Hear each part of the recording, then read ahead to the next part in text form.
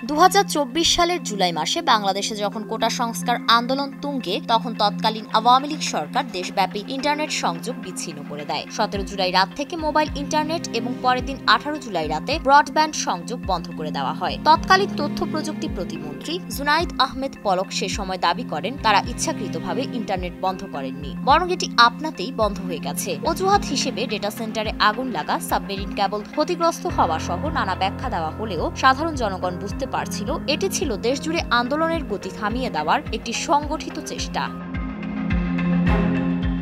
এবার ঠিক এক বছর পর সেই আন্দোলনের স্মরণে এক ব্যতিক্রমী সিদ্ধান্ত নিয়েছে অন্তর্বর্তী সরকার। 2025 সালের 18 জুলাইকে ঘোষণা করা হয়েছে ফ্রি ইন্টারনেট ডে। এদিন দেশের সব মোবাইল ফোন গ্রাহক বিনামূল্যে পাবেন 1 জিবি করে ইন্টারনেট। এই সিদ্ধান্ত বাস্তবায়নে বাংলাদেশ টেলিযোগাযোগ নিয়ন্ত্রণ কমিশন ইতোমধ্যে দেশের সব মোবাইল অপারেটরদের প্রয়োজনীয় নির্দেশনা দিয়েছে। এই উদ্যোগকে কেন্দ্র করে 9 জুলাই স্থানীয় সরকার উপদেষ্টা আসিফ মাহমুদ তার অফিসিয়াল ফেসবুক পেজে একটি বার্তা দিয়েছিলেন। সেখানে তিনি লিখেছিলেন, জুলাই গণ অভ্যুত্থান স্মরণে সরকারি উদ্যোগের অংশ হিসেবে 18 জুলাই গ্রাহকদের বিনামূল্যে 1 জিবি ইন্টারনেট প্রদানের নির্দেশনা দিয়েছে বাংলাদেশ টেলিযোগাযোগ কমিশন।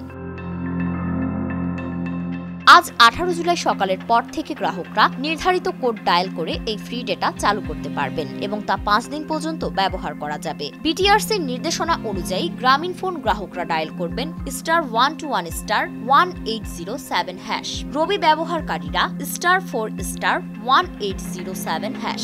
বাংলালিংক গ্রাহকরা *121*1807 এবং টেলিটক গ্রাহকরা *111*1807# নম্বরে। অন্তর্বর্তী সরকারের এই সিদ্ধান্তকে ইতিবাচকভাবে দেখছে দেশের নাগরিক সমাজ, প্রযুক্তি বিশ্লেষক ও মানবাধিকার কর্মীরা। তারা বলছেন এই ধরনের উদ্যোগ গণতন্ত্রের বিকাশে সহায়ক এবং রাষ্ট্রের সঙ্গে জনগণের সম্পর্ককে আরও মজবুত করবে। ফারিন রহমান প্রীতি, নয়া দিগন্ত।